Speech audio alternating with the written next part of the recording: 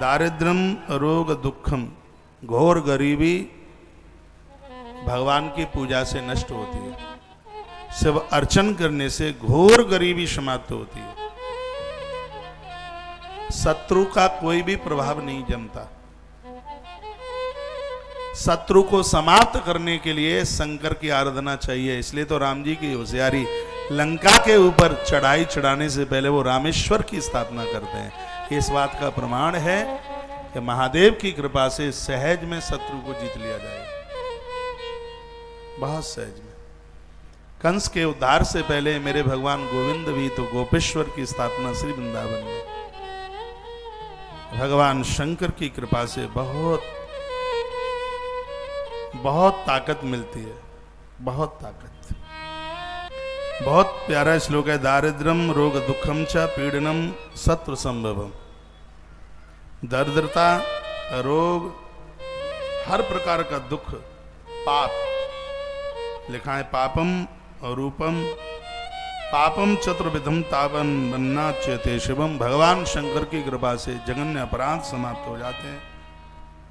संपूजिते शिवे देवे सर्व दुखम विलीयते, संपूर्ण दुख नष्ट हो जाते हैं। संपद्यते सुखम सर्वम पश्चान मुक्तिर्वाप्यते। महादेव की पूजा से धरती के सब सुख मिल जाते हैं और मृत्यु के तत्पश्चात मोक्ष मिल जाता है। ऐसी भगवान शिव की पूजा है। आप सब अपने घर में 5 देवताओं को बैठाइए, गणेश जी, दुर्गा जी, भोलेनाथ, सालराम भगवान और सूर्य भगवान, सूर्य नारायण। यह पंचदेव उपासना है। अब गणेश जी तो मिल ही जाएंगे आप सबको, अब क्या की चिंता है, आनंद हो जाएगा। ब्राह्मणा क्षत्रिया वैश्या कनिष्ठा विदिक्रमात् शंकरार्चा प्रकुर्वन्तु सर्व कामार्थ सिद्धये। ब्राह्मणा क्षत्रिया वैश्या, चारों वर्ण के लोग भगवान शिव को पूजें। इनकी अर्चना करने से सर्व कामार्थ सिद्ध है, सभी काम बन जाएंगे, कोई काम अधूरा रहेगा ही नहीं।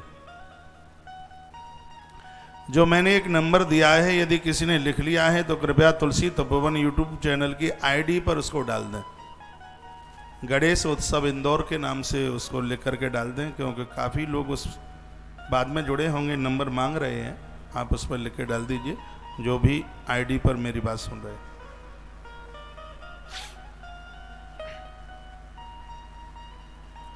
प्रातःकाले समुत्थाय मुहूर्ते ब्रह्म संग के गुरुस्य स्मरणम कृत्वा संभूष्य तथा पुनः। भगवान शंकर पूरा नियम बनाते हैं, प्रातःकाल उठिए, ब्रह्म मुहूर्त में उठिए। कोई भी अनुष्ठान सुबह जल्दी नहीं उठेंगे तो वह पूरा नहीं माना जाएगा। एकादशी खंडित मानी जाएगी यदि 8 बजे तक सोते हैं तो। सूर्य उदित होने से पहले 11 करने वाले लोग, सोमवार करने वाले, कोई भी व्रत करते हैं, स्नान सूर्य उदित होने से पहले ही हो जाए। लिखा है ना, प्रातः काले समुत्थाय मुहूर्तम ब्रह्म संग के। कोई भी आप अनुष्ठान पूरा करते हैं तो ब्रह्म मुहूर्त में जागिए। गुरुस्य स्मरणम, गुरुजनों का स्मरण करें, संतों का स्मरण करें, देवताओं का स्मरण करें। कृत्वा संभव शैव तथा पुनः, फिर भगवान की पूजा में लग जाए। घर में यदि तीर्थों का जल है तो बाल्टी में तीर्थों का जल डालिए। गंगा, यमुना, नर्मदा माता, छपरा, जो भी नदी का जो जल है, इससे जल का दोष समाप्त हो जाता है। तीर्थों का स्मरण कीजिए। तीर्थानाम स्मरणम कृत्वा, तीर्थों का स्मरण करने से लोगों को तीर्थ में बैठकर पूजा का फल घर में ही मिल जाता है, और जो तीर्थ में ही बैठ करके पूजा कर रहे हैं तो उनके तो फल को बोला ही नहीं जा सकता जिज्ञासा से। पुराण में इतनी सृष्टि खंड में बड़ी सुंदर बात। अब मैं सृष्टि खंड में पहुंच गया। रुद्राक्ष माहात्म्य में पूरा होते ही विद्येश्वरी संहिता पूरी हो गई। अब हम रुद्र संहिता में प्रवेश कर चुके हैं, और रुद्र संहिता में सबसे पहला है सृष्टि खंड। कितनी सुंदर बात कही है। तीर्थानाम स्मरणम कृत्वा ध्याननम चैव हरेरपि। तीर्थों का ध्यान करने से पूजा में, घर में भी पूजा कर रहे हो तो तीर्थ का फल प्राप्त हो जाता है, और जब कहीं तीर्थ में बैठ करके आप भजन पूजा पाठ कर रहे हैं तो महाराज उसकी तो महिमा के लिए शब्द नहीं है। मुझे तो ऐसा लगता है कि वो तो साक्षात शिवलोक और विष्णु लोक के बराबर उसका फल होगा। तो भोर में थोड़ी आदत डालिए जल्दी से जागने की। बच्चों को भी बोलिए, बहुओं को भी बोलिए, बेटियों को भी बोलिए, स्वस्थ जीवन होगा, आनंदोत मग्न जीवन होगा। भोर में जल्दी जागा और यह करें।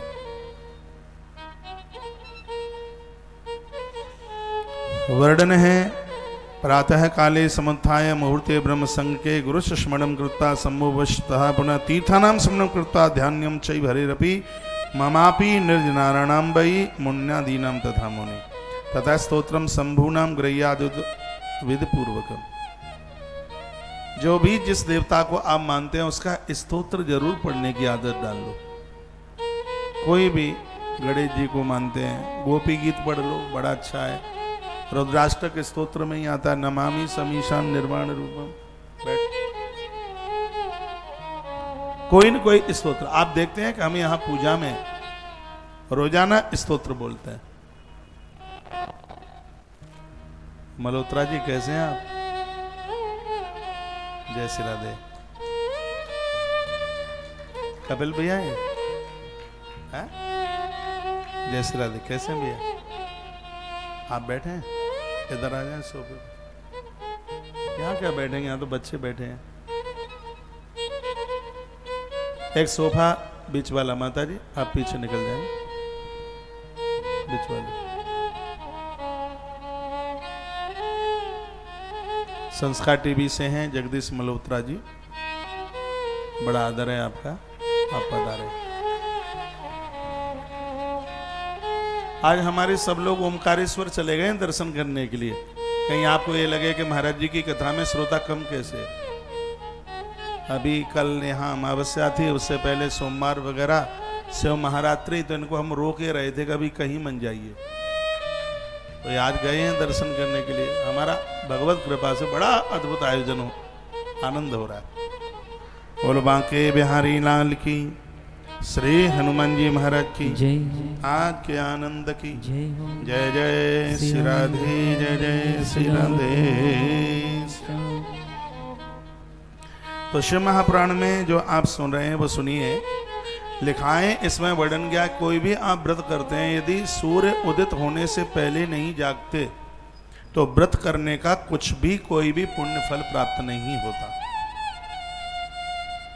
भोर में जल्दी जागने से, थोड़ा टहलने से पूरी बॉडी में चोटी से लेकर तलवे तक कहीं दर्द नहीं रहता। भजन पूजा पाठ में बहुत मन लगता है, मन बड़ा आनंद में होता है। थोड़ा ओम ओम शब्द का उच्चारण करो, हर 3 महीने में 10 किलो वजन कम होगा आपका। यदि ना हो जाए तो चाहे 100 फाइन लगा देना आप। थोड़ा 40 मिनट सुबह घूमिए। हाँ, ये करके देखो। धनिया और सौंठ का पानी पीजिए। सुबह भोर में थोड़ा जल्दी जागिए, थोड़ा घूमिए और ओम ओम शब्द का उच्चारण कीजिए। इतना वाइब्रेशन होता है जिससे चमड़ी गल के बाहर निकलती है, वजन नहीं बढ़ता। जब करने से तो जो चक्र हैं वो खुल जाते हैं, मूलाधार ब्रह्म रंध्र में जाकर के पहुंचता है, तो धरती पर इंसान देवता बन जाता है। प्रभात के जागने का इतना बड़ा प्रभाव है अपने आप में। आप 11 जैसा पवित्र व्रत करते हैं और 8 बजे तक सोते हैं तो कुछ नहीं होता। गुरु गीता में भगवान शंकर ने एक बड़ी अच्छी बात कही है। वो कहते हैं, हे पार्वती, सूर्य उदय के बाद भी जो बिस्तर पर पड़े रहते हैं, वो स्त्री पुरुष कोई भी हो, वो कभी ब्रह्मचारी नहीं हो सकते। वह लोग संयमी नहीं हो सकते, और जिनके जीवन में संयम नहीं है उनकी मृत्यु बिगड़ जाती है। शिव महापुराण के ग्रंथ से ही मैं बोल रहा हूं। यह है श्री शिव महापुराण का रुद्र संहिता का सृष्टि खंड और अध्याय नंबर 11। और अध्याय नंबर 11 का जो श्लोक मैं आपके बीच में रख रहा हूं, यह बड़ा अद्भुत है। श्लोक नंबर है 17। यदि गलत बोल रहा हूं तो कोई मेरी बात तो काटे फिर। हाँ, इसमें लिखा है कि तीर्थानाम स्मरणम कृत्वा ध्यायनं वा हरैरपि। तीर्थों का स्मरण करके जो भगवान की पूजा अपने घर में करता है, हरिहर का देवताओं का स्मरण करता है, तो उनके लिए वर्णन किया गया है कि समापि निजराणाम बहि मुन्यादीनाम तथा मुनि तदा स्तोत्रम संपूर्णात् गृहीत पाद वेद पूर्वकम तथोत्थाय मलो सर्गः दक्षिणस्याचरिष्यसि। इसमें पूरा का पूरा सदाचार का वर्णन कर दिया है।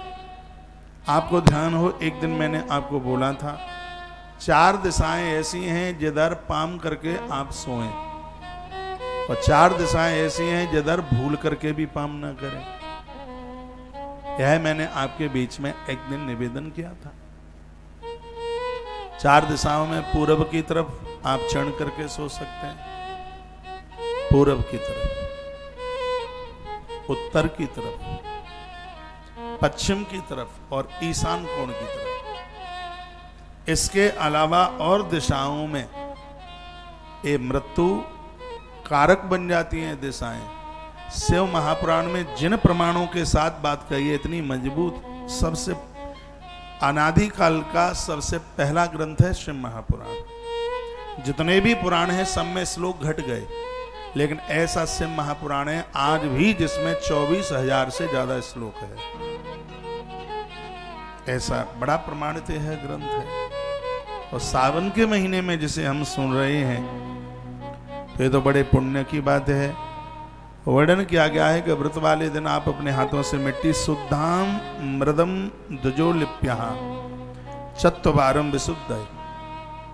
देखिए, साबुन से हाथ साफ हो सकते हैं लेकिन शुद्ध नहीं हो सकते। जिस दिन आप व्रत अनुष्ठान में हैं उस समय तो आप हाथ से मिट्टी लगाइए। देखो इस पर सुदाम शुद्धाम मृदम, मृदु कहते हैं मिट्टी से, मिट्टी के बिना शुद्धि नहीं मिलती। आप सोमवार करते हैं, मंगलवार करते हैं, ग्यारस करते हैं, तो ऐसा नहीं कि बाष्पीकरण रुक जाएगा मिट्टी के वजह से, तो ऐसी कुछ व्यवस्था रखिए इन दिनों में आप हाथ में मिट्टी लगा सकें, क्योंकि मिट्टी के बिना शुद्धि नहीं मिलती। दुजाम लिप्याप चतुवारम वर्णन किया गया क्षत्रिय सबके लिए, ब्राह्मण के लिए 5 बार हाथ में मिट्टी लगाने के लिए कहा। क्षत्रिय चतुर्वारम, क्षत्रिय के लिए 4 बार हाथ में मिट्टी लगाए। वैश्यो वारह त्रियम, वैश्य के लिए 3 बार, कंष्ट के लिए 2 बार, कनिष्ठ वर्ण के लिए तो बहुत बड़ा हर प्रकार से कंसेशन है। ऊंची जाति वाला मंदिर में दर्शन करके जितना पुण्य प्राप्त करेगा, कनिष्ठ वर्ण का प्राणी सिर्फ मंदिर की ध्वजा का दर्शन करके उतने फल की प्राप्ति कर लेगा। ताली तो बजाना ही मत आज। कनिष्ठो द्विवारम च मृदम गृहणात् शुद्ध, तत्पश्चात इसके द्वारा उन्हें शुद्धि मिलती है, ये बात बताई गई। तत्पश्चात सोनक्षियों ने पूछा कि भगवान शंकर के ऊपर क्या क्या चढ़ाना चाहिए जिससे भगवान भोलेनाथ को अति प्रसन्नता हो जाती है। इसके बारे में आप बता दें तो प्रभु आपकी बहुत बड़ी कृपा होगी। क्या क्या चढ़ाएं जिससे उन्हें प्रसन्नता होती है, तो कहा कमलई बिल्वपत्रई शतपत्रई तथा पुनः। घोर गरीबी का नाश हो जाता है महादेव के 108 नाम लेके 108 कमल के फूल हर शुक्रवार को भगवान शिव के ऊपर चढ़ाए जाए। कमल परमात्मा का नाम है, एक कमल नयन, क्योंकि भगवान नारायण 1000 कमल रोज महादेव के ऊपर चढ़ाते। इसी ग्रंथ में वर्णन है कथा। एक दिन भगवान ने एक कमल का फूल छिपा लिया, चुरा लिया। अब भगवान रोज चढ़ाते हैं तो उनकी माला में वो तो एक कम पड़ गया। भगवान की जपने की माला 1008 वाली है, तो एक वो कम पड़ गया। चला कहाँ गया, नियम खंडित हो रहा है। तो मेरे प्रभु अपनी एक आंख निकालने को तैयार हो गए। आंख चढ़ा के संकल्प पूरा करूंगा। जैसे ही नारायण आंख निकालने को तैयार हुए, पिंडी फाड़ कर महादेव प्रकट हो गए। कहा रुकिए, मैं तुम्हारे ऊपर प्रसन्न हूं, मैंने परीक्षा ली थी, आज से भक्त तुम्हें कमल नयन के नाम से जानेंगे। तब से भगवान नारायण का नाम कमल नयन हो गया। से महापुराण में लिखा है, घोर गरीबी कर्जे को निपटाने के लिए, ये टोटके नहीं है, ये सब वर्णन है इसमें। और ये आप 14 नंबर के अध्याय में मैं पहुंच गया हूं, जहां भगवान भोलेनाथ के ऊपर विविध प्रकार से कुछ सामग्रियां चढ़ती हैं, जिससे वह अपने आप में अति प्रसन्न हो जाते हैं। लिखा है कि कमल बिल्व पत्रईश शतपत्रईश तथा पुनः शंख पुष्पी का फूल भी आता है, पत्ता भी आता है। शंख पुष्पी शंकर जी को चढ़ाने से वाक सिद्धि हो जाती है। एक आती है ब्राह्मी और एक आती है शंख पुष्पी। माताएं शंख पुष्पी के पत्र या फूल महादेव के ऊपर चढ़ाएं, किसी भी प्रकार के, देखो नारी को इतनी बीमारियां होती हैं, वो डॉक्टर को भी नहीं बोल सकती, तो उस रोग निवारण के लिए शंकर के ऊपर चढ़ाई गई सतपत्रई कहते हैं शंख पुष्पी। शंख पुष्पी के पत्र या फूल चढ़ाने से आरोग्यता मिल जाती है। बेल पत्रईशा, बेल पत्र तो साक्षात महादेव का रूप है। परसों के दिन आपने सुनाई है, दरिद्रता को नाश करने के लिए तीनों पत्तियों पर श्री लिखी है। तीनों पत्तियों पर श्री। दिवाली की रात्रि को गोरोचन और चंदन से तीनों पत्तियों पर श्री लिखकर लक्ष्मी नारायण के ऊपर चढ़ाई जाए तो अगली दिवाली उनकी अमीरता में निकलेगी, ये पक्का है। लेकिन इसका मतलब ये नहीं है कि पैसा ऊपर से टपक जाएगा, तो ये भरोसे भी मत रहना। तो फिर अमीरी कैसे आएगी? अमीरी ऐसे आएगी कि यह कार्य करने से धन कमाने के साधन खुल जाएंगे, आपकी वृद्धि हो जाएगी, काम करने में उत्साह होगा, और जहां जिस लाइन में आप जुड़े हैं उसमें उत्थान होगा उसमें। तो इतना बड़ा ये अद्भुत वर्णन है, आप लिख लें इससे महापुराण का, रुद्र संहिता का ये सृष्टि खंड और अध्याय नंबर 14 श्लोक नंबर 4। जब मैं बात प्रमाणित कर रहा हूं तो उसमें तो कोई संशय वाली बात ही नहीं है। लिखा है कमल बिल्व पत्रईश शतपत्रई तथा पुनः शंख पुष्पई तथा देवम लक्ष्मी कामार्चने शिवम। जिनको लक्ष्मी चाहिए वो कमल, बेलपत्र और शंख पुष्पी, ये तीनों चीजें धन वर्धक है। तीनों मिल जाएं, तीनों में से कोई एक मिल जाए। कमल के फूल से नवरात्रा में यज्ञ करने से भी श्री की वृद्धि होती है, ऐसा कालिका पुराण में लिखा है। लेकिन याद रखना, कोई भी फूल आग में नहीं डाला जाता। फिर क्या होगा? उसको घी में डुबोइए, उसके बाद आहुति डालिए। यदि सीधा फूल अग्नि में डाल दिया तो माता लक्ष्मी रुष्ट हो जाएगी, क्योंकि पुष्प में मां लक्ष्मी का वास है। जब अग्नि में फूल डालते हैं, बहुत लोग पुष्पांजलि के समय पर पूरा मुट्ठा का मुट्ठा भर के फूल अग्नि में झोंक देते हैं, ये जघन्य अपराध है। जहां पर कुंड की योनि बनी है, पुष्पांजलि वहां छोड़ी जाती है, आग में नहीं डाला जाता पुष्पांजलि का फूल। हाँ, आपने घी में डुबो करके सुरवा के ऊपर रख करके फिर आपने फूल की आहुति डाली है, वो श्री वर्धक है। तो यहाँ बड़ा सुंदर वर्णन किया है। सूत सौनकादियों को कहते हैं, भगवान महादेव नंदी को सुना रहे हैं और कहते हैं जैसे धन की आवश्यकता है, जिसके पास ऋण है, कर्जा बहुत बड़ा है, ऐसे लोग भगवान महादेव की पिंडी के ऊपर कमल का फूल या शंख पुष्पी या बेलपत्र, ये तीनों के तीनों ऋण मुक्त कर देते हैं, गरीबी नहीं रहने देते। और बेलपत्र का तो महात्म्य आप सुन ही चुके हैं, वर्णन उसमें किया गया है। कोट कन्या महादानम एक बिल्व से बार पड़म। जो अब इसका मतलब ये तो है नहीं कि एक दिन आपने बेलपत्र चढ़ा दिया, इसका मतलब है कि जब तक व्यक्ति जिंदा रहा तब तक वह भगवान शंकर की पिंडी के ऊपर बेलपत्र चढ़ाता रहा, तो उसको अपने जीवन में 1 करोड़ बेटियों का कन्यादान करने का फल प्राप्त हो जाता है। जीवन में कोई न कोई नियम तो होना चाहिए, कोई न कोई नियम। नियम ले लिए, प्रातः जागेंगे तो धरती माता को वंदन करके प्रणाम करके जागेंगे। नियम ले लीजिए, प्रातः स्नान के बाद गंगा जल लेंगे। नियम ले लीजिए, हनुमान चालीसा पढ़। अरे कुछ तो नियम ले लें। राम जी से भी पहले भरतलाल जी का वंदन है, पूजन है। गोस्वामी जी ने रामायण में भरत को पहले पूजा। क्यों? क्योंकि भरत के जीवन में नियम है, नियम है। क्या है? प्रणवहु प्रथम भरत के चरण, प्रभु प्रथम भरत के चरण, प्रणवहु प्रथम भरत के चरण, जासु नेम व्रत जाइन वरना, जासु भरत जाइन वरना, प्रणवहु प्रथम भरत के चरण, प्रणवहु प्रथम भरत के चरण, जासु भरत जाइन वरना, प्रणवहु प्रथम भरत के चरण, जासु भरत जाइन वरना। तो तीनों बातों याद में रखिएगा, कोई न कोई नियम आप लें। मैं तो कहूंगा कि धरती के सुख और मरने के बाद मोक्ष मिल जाएगा, शंकर की पिंडी के ऊपर तुलसी चढ़ाओगे तो।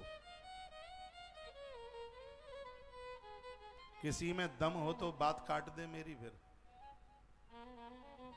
आप गूगल पे पढ़ते हैं, अब गूगल ने तो पुराण पढ़े नहीं है।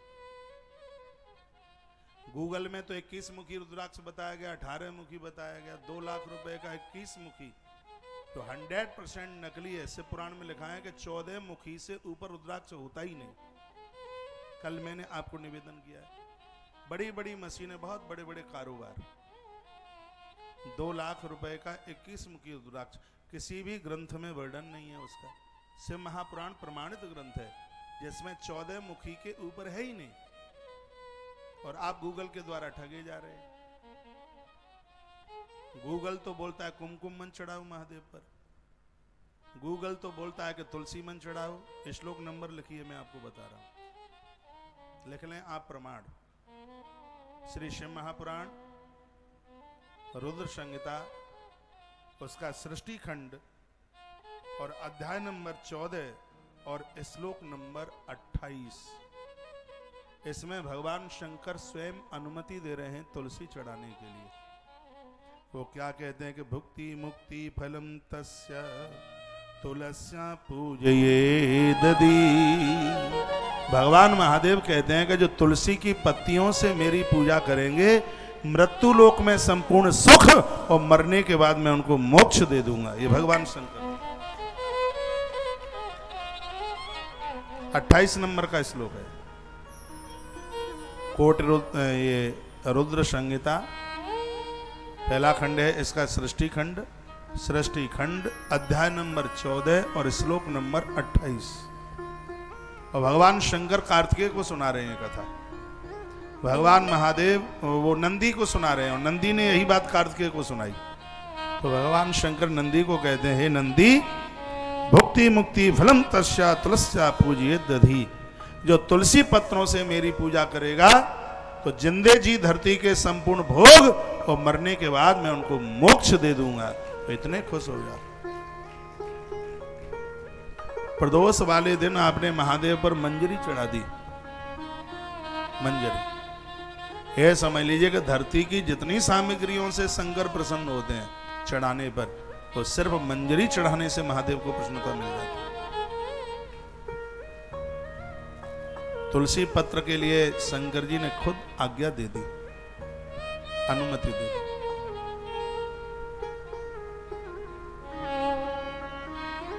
और देखो ये बात मैंने यहां से कह दी, और बात तब कह दी है छाती ठोक करके जब बात में असलियत है, नकलीपन नहीं। देखिए हम लोगों के ऊपर आपने विश्वास किया है, और हम लोग ऐसा कुछ कहें जिसमें आप कंफ्यूज हों, तो इससे हमारे धर्म की एक कमजोरी ठहरती है उसकी। कोई कुछ बोल रहा है, कुछ बोल रहा है, लोग कंफ्यूज हो रहे हैं, बात समझ में ही नहीं आ रही है, क्या करें, वो ये कहते हैं, वो ये कहते हैं, वो ये कहते हैं।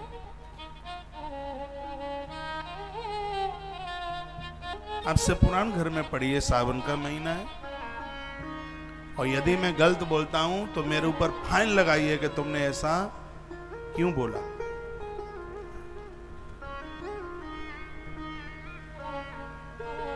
मेरी व्यासपीठ वही बात करेगी जो प्रमाणित है। भगवान की कृपा से 100 से ज्यादा ग्रंथों की तो मैंने कथा 27 महीने में की है, एक भी दिन को कथा एब्सेंट नहीं हुई।